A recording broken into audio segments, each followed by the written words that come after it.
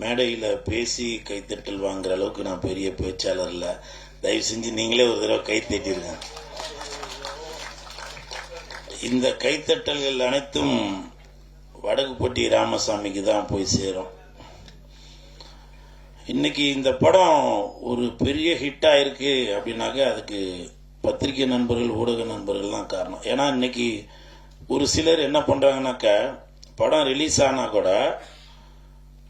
உங்களோட ரிவ்யூ பார்க்குறாங்க, பார்த்துட்டு அவங்க நல்லா இருக்குதுன்னு சொன்னாதான் போய் பார்க்குறாங்களே. சில பேர் அது மாதிரி இருக்காங்க.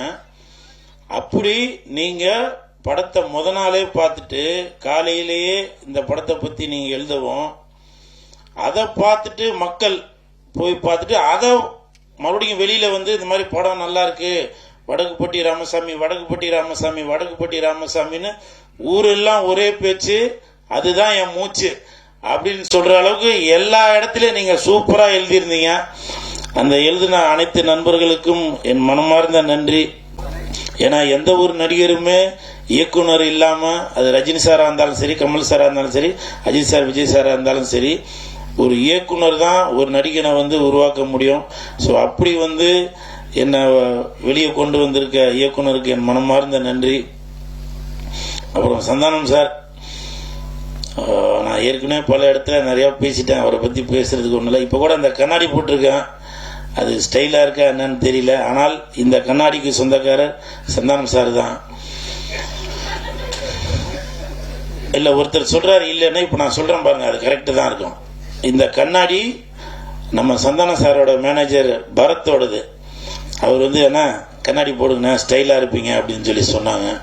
ஸோ அப்படி பாருங்க, என்னை வந்து அழகுபடுத்தி பார்க்கறது சந்தான சார் மட்டும் இல்லை, அவர் கூட இருக்கவங்க கூட நான் வளரணும் அப்படின்னு சொல்லி நினைக்கிறாங்க. பரத், மிக்க நன்றி. சந்தானம் சார் சார்பாக நன்றி. ஏன்னா சும்மா ஏதோ மேடைக்காக வந்து நம்ம பொய் புழுவி பந்தாவா அப்படின்னு சொல்லி பேசிட்டு போகக்கூடாது. உண்மை என்னவோ அதை பேசிட்டு போக வேண்டியதான்.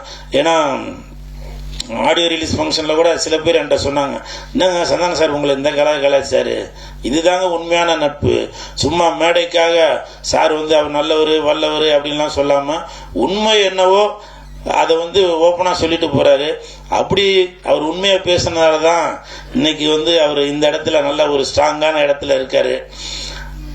அதுவும் இல்லாமல் அவர் இந்த மாதிரிலாம் ஒரு நல்ல குணமெல்லாம் இருக்கும் அப்படின்னு தெரிஞ்சதுனால தான் அவரோட அம்மா அப்பா அப்போவே அவரோட குணம் என்னன்றது அவங்க அம்மா அப்பா வளர்ந்ததுக்கு அப்புறம் தான் தெரியும். ஆனால் தன்னோட பையன் அவர் கண்டிப்பாக மற்றவர்களுக்கு ஒரு உதவும் மனப்பான்மையில் தான் இருப்பார் அப்படின்ற தெரிஞ்சதான் வாசனை உள்ள அந்த சந்தானத்தோட பேரே வச்சிருக்காருன்னு நினைக்கிறேன்.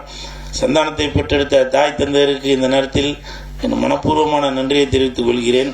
நான் இன்னமும் சொல்றேன், பிக் பாஸுக்கு அப்புறம் நான் முடிஞ்ச அளவுக்கு என்னை மாத்திட்டு தான் வரேன், மாத்திக்கிட்டு தான் வரேன். அது சில இடத்துல மாற முடியுது, சில இடத்துல மாற முடியல. அதனால நான் நீங்க எதிர்பார்க்கறதும் செய்யறேன், நீங்க எதிர்பார்க்காததும் செய்யறேன். இந்த நேரத்தில் வடக்குப்பட்டி ராமசாமி அந்த ஹோல் டீமுக்கு என் மனமார்ந்த வாழ்த்துக்கள்.